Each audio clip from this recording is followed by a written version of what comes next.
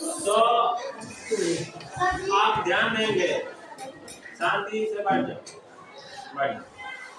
तो आप ध्यान देंगे, क्या ध्यान देंगे आप लौसा निकालने का ढंग सीख रहे हैं, है ना।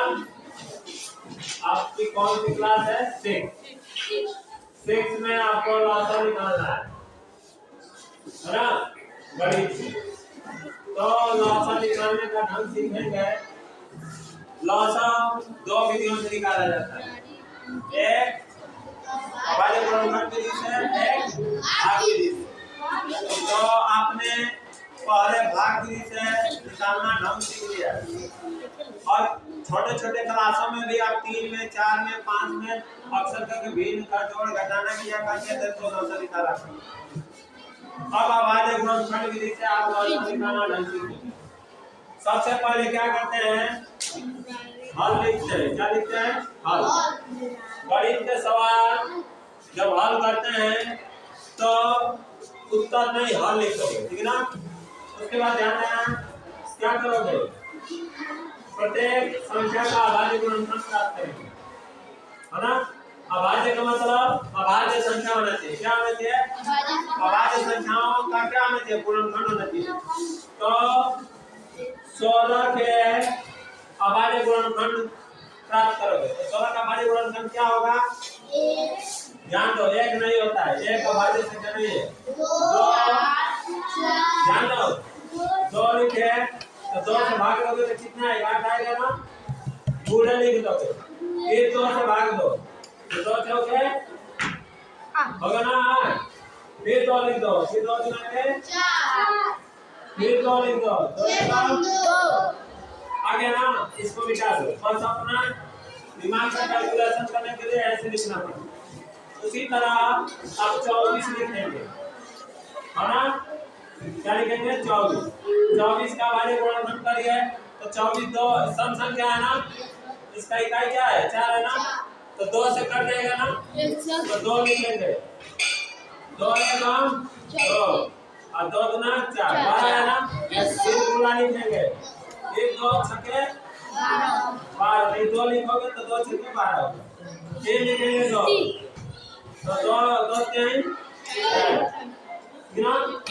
तो देखो, 1 बार काटा, फिर 2 बार, 3 बार काटे, फिर आप 3 बचा हुआ, 3 काटोगे, 3 एकम 3, एक आया ना। इसको हम क्या करेंगे? मिटा देंगे। अब ये आपका अभाज्य गुणनखंड प्राप्त हुआ ना। अब आपको क्या करना होगा? 16 व 24 का लौसा लिखना होगा। यहाँ पर लिख दिए, बराबर। अब दोनों में जो अभाज्य गुणनखंड सम्मिलित होगा उसको क्या करेंगे? हम एक गोले के माध्यम से मिला देंगे। जो दोनों में होगा उसको एक बार लेना होगा, और जो दोनों में नहीं होगा उसको अलग लेना होगा, ठीक ना। तो जो दोनों में होगा उसको एक बार लिखना होगा। अब ये 2 और 3 नहीं मिला है तो इसको बाद में लास्ट में लिख लेंगे, ठीक ना। तो सबसे पहले 2 गुणे ये 2 और 3 नहीं मिला है तो इसको भी लिख लेंगे, ठीक ना। अलग अलग लिख लेंगे, ठीक ना। आई मौसा रहता तो नहीं लिखते, जो मिलता है दोनों में उसी को लेते हैं। मात्रम समापवर्तक में जो दोनों में काम आता है उसी को लेते हैं, और जो दोनों में नहीं रहता उसको छोड़ देते। लेकिन लौसा में तो लेना पड़ेगा।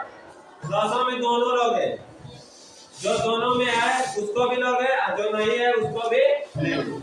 अब गुणा कर दो, 2 गुना के 4, 4 गुना के 8, 8 गुना के 16, 16 से 48, बताओ तो 48 आ गया ना। देखो ये आपका 16 और 24 का लौसा क्या मिला? समझ में आ गया? तो आप लगा, आपने क्या पढ़ा? लौसा 2 विधियों से निकाला जाता है, एक अभाज्य गुणनखंड विधि से, एक भाग विधि से। पहले भाग विधि से निकालना सीखे थे, अब आपने अभाज्य गुणनखंड विधि से निकालना सीखा। तो आप आगे का सवाल लगाएंगे, ठीक ना। ओके।